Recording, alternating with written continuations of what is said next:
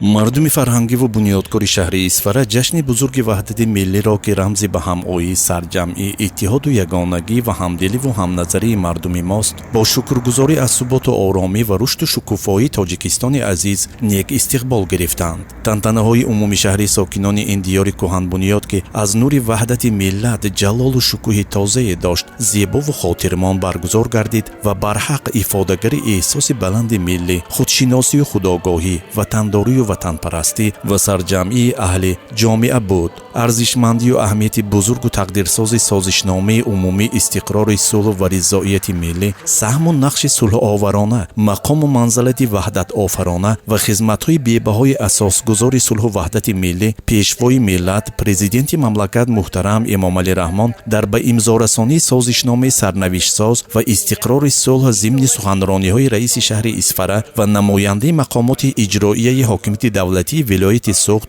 возеҳу равшан бозгӯӣ ёфтанд. Тавре зикр гардид, маҳз иродаи қавии пешвои асили халқу миллат, сармеъмор ва мунодии сулҳу ваҳдат, президенти кишвар муҳтарам Эмомалӣ Раҳмон буд ки созишномаи сулҳ сангарҳоро шикаст, кинаҳоро дур кард, захмҳоро шифо бахшид ва мардуми тоҷикро ба гирди дастархони ваҳдат ҷамъ овард. ба имзо расидани созишномаи умумии истиқрори сулҳ ва ризоияти миллӣ дар ҳаёти сиёсиву иқтисодӣ ва маънавию фарҳангии ҷомеаи мо марҳилаи тозаеро оғоз намуда, ба эъмори ҷомеаи демократӣ, ҳуқуқбунёд, дунявӣ ва иҷтимоӣ вусъати тоза бахшид. аз ин хотир қадру манзалати санади сулҳи мо баробар бо эъломияи истиқлолияти давлатии мост, чунки яке агар барои мо мустақилият оварда бошад, дигаре дар сарзамини азиятдидаи мо сулҳу субот ва ваҳдати миллиро таъмин намудааст. дар давоми 25 соли соҳиб ваҳдатӣ мардуми ватандӯсти шаҳри Исфара низ маҳз аз баракати истиқлолият ва оромиву сулҳу субот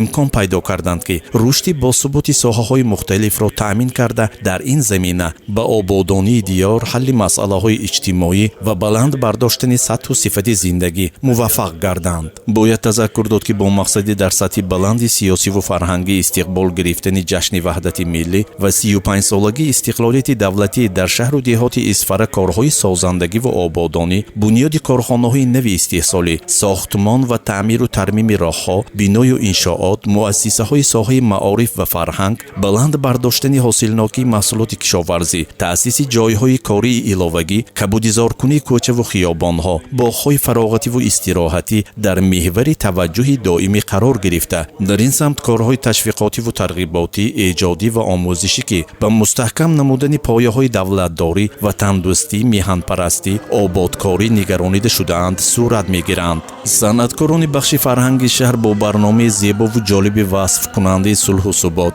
ваҳдату якдигарфаҳмӣ ва истиқлолияти милливу давлатӣ хотири ширкатдоронро шод гардониданд. таърих борҳо исбот намудааст ки танҳо мизони бахту саодат, шукуфоию нусрат, фатҳу пешрафти ҳар як давлату миллат аз фазои тинҷу осоишта ва сулҳу амни кишвараш вобастагӣ дорад. дар қисмати тоҷику тоҷикистониён ду ҳуҷҷати сарнавиштсоз, ду номаи хуршедмӯҳри сарнавишти мо, номаи истиқлол ва номаи ваҳдат баҳри мо сулҳ, амонӣ, осоиштагӣ, хандаҳои беғиши кӯдакон, шукуфоии сарсабзии ватан, тинҷу амонии ҳар як хонадонро овардааст. бо шукргузорӣ аз ин осоиштагӣ ба ҳар як сокини тоҷику тоҷикистониро ваҳдатро муборак мегӯям. ҳамзамон дар доираи тадбирҳои ҷашнӣ дар варзишгоҳи марказии шаҳр ҳамоиши калони идона доир гардид ки дар ҷараёни он намояндагони аҳли фарҳанг ҳамдиёронро бо ин санаи хотирмону тақдирсоз табрик гуфта, мардумро ба якдигарфаҳмию созандагӣ, иттиҳоду ҳамбастагӣ даъват карданд. барномаи рангини фарҳангии тараннумгари ватан, зиндагии осуда ва ором ва мардуми меҳнатқарин бо ширкати беҳтарин ҳунармандони диёр ва санъаткорони номдори кишвар манзури ҳазорҳо нафар сокинону меҳмонони шаҳр гардонида шуд.